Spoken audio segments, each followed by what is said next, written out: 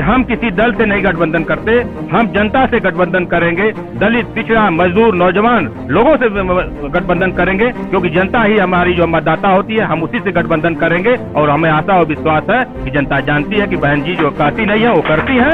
और प्रहरी मुंबई में नूर के साथ आपका स्वागत है। उत्तर प्रदेश आजमगढ़ के लालगंज में आज एक मैरिज हॉल में बीएसपी कैडर कैंप का आयोजन किया गया, जिसमें बड़ी संख्या में बीएसपी कार्यकर्ता मौजूद थे। इसी मौके पर प्रहरी मुंबई चैनल से बात करते हुए लालगंज विधायक आजाद अमरिंदर ने कहा कि प्रदेश की योगी सरकार हर मुद्दे पर फेल है। उन्होंने कहा कि आगामी विधानसभा चुनाव में मायावती की प्रचंड बहुमत में सरकार बनने जा रही है। जय हिंद साथियों, इस वक्त हमारे साथ में है लालगंज के विधायक अरिमर्दन पप्पू आजाद जी, और आज ये कुछ प्रोग्राम है तो हम इनसे बात करेंगे कि सर किस चीज को लेकर। सर ये आज ये जो प्रोग्राम है किस चीज को लेकर है?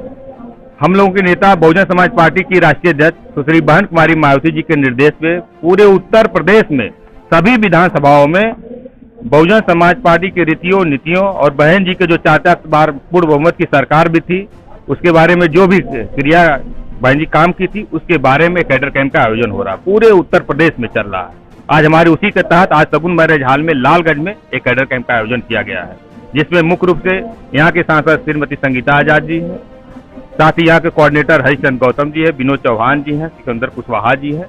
तमाम हमारे आप देख रहे होंगे हजारों की संख्या में हमारे लालगंज विधानसभा के वरिष्ठ कार्यकर्ता उपस्थित है।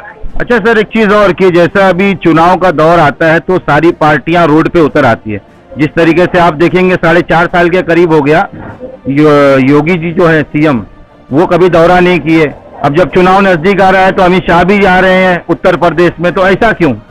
ये ऐसा इसलिए होता है कि ये समझिए के लिए एक तो लोकतंत्र का पर्व होता है और सबको इसमें भाग लेने का अवसर होता है, चाहे छोटी पार्टियां हो, चाहे क्षेत्रीय पार्टियां, चाहे राष्ट्रीय पार्टियां।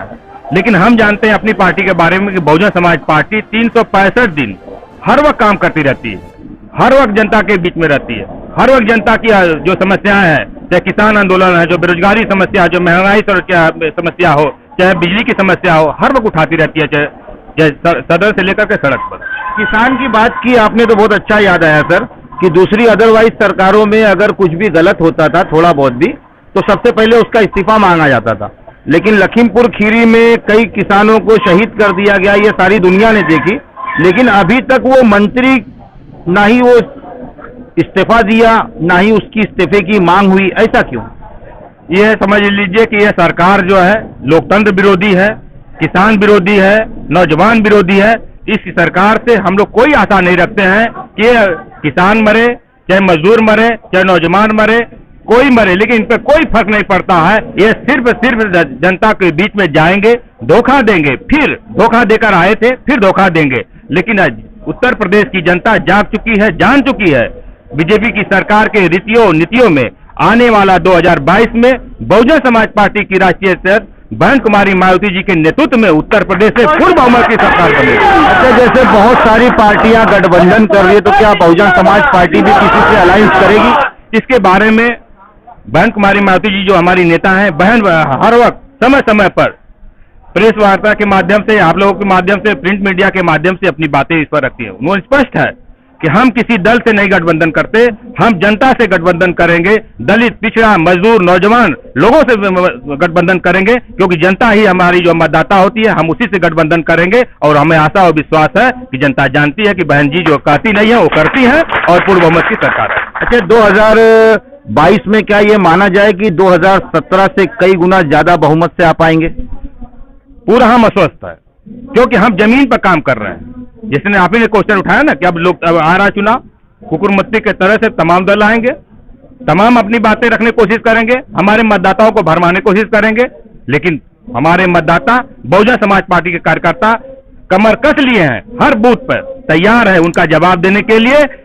हम लोग बुलेट से नहीं, बैलेट पेपर से नहीं, अपने मशीन पर दबा करके हम अपना प्रदर्शन करेंगे और लोकतंत्र का पर्व आएगा। अब आप देखिएगा कि बहुजन समाज पार्टी का हाथी दहाड़ते हुए जाएगा और उत्तर प्रदेश में पुनः स्थापित होगा। अच्छा, एक सवाल और सर आपसे कि जैसे ये मौजूदा सरकार ने एक नारा दी थी कि बेटी बचाओ बेटी पढ़ाओ, लेकिन ये देखने को मिला कि इस सरकार के अंदर सबसे ज्यादा शोषण बेटियों का हुआ, बलात्कारियों का सम्मान किया गया और जो पीड़िताओं के ऊपर जुल्म और ज्यादती की गई, तो उस पर आप क्या कहेंगे? अभी सरकार के बारे में मैंने कहा ना, एक गूंगी बहरी सरकार है। हम इस पे आशा ही नहीं रख सकते कि हम बहन बेटियों की इज्जत का क्या ये सम्मान करेंगे। जैसे आपका संकेत हाथरस का कांड है, उन्नाव का कांड है, तमाम ऐसे जगहों पर, यहाँ तो पहले की घटना में थोड़ी बहुत हो जा करती थी, ये तो हत्या करके रेप भी कर दे रहे हैं और सबूत भी मिटा दे रहे हैं। यहाँ तक लेके कि ये जो सिर्फ हिंदू मुस्लिम कर करके डाइवर्जन करने की कोशिश करेंगे।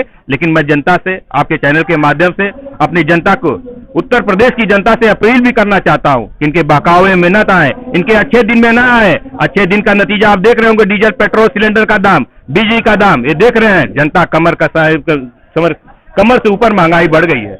लेकिन अच्छे दिन तो दिया ना सर, अच्छे दिन का नारा इन्होंने दिया था, तो अच्छे दिन में 3 किलो चावल, 2 किलो गेहूं और रोजगार छीन लिया, ये तो अच्छे दिन थे ना। अब जनता जान रही कौन अच्छा दिन लाता है, ऐसे जनता जान गई है। अभी तो आपने देखे होगा मीडिया के माध्यम से 30 नवंबर तक जो मुफ्त अनाज दे रहे थे वो भी बंद कर दिए, और क्या क्या बंद कर दिए आप भी जान रहे हैं। तो चलिए धन्यवाद। तो ये हमारे साथ में थे लालगंज के विधायक पप्पू आजाद जी, जिन्होंने बहुत ही अच्छी बातें कही।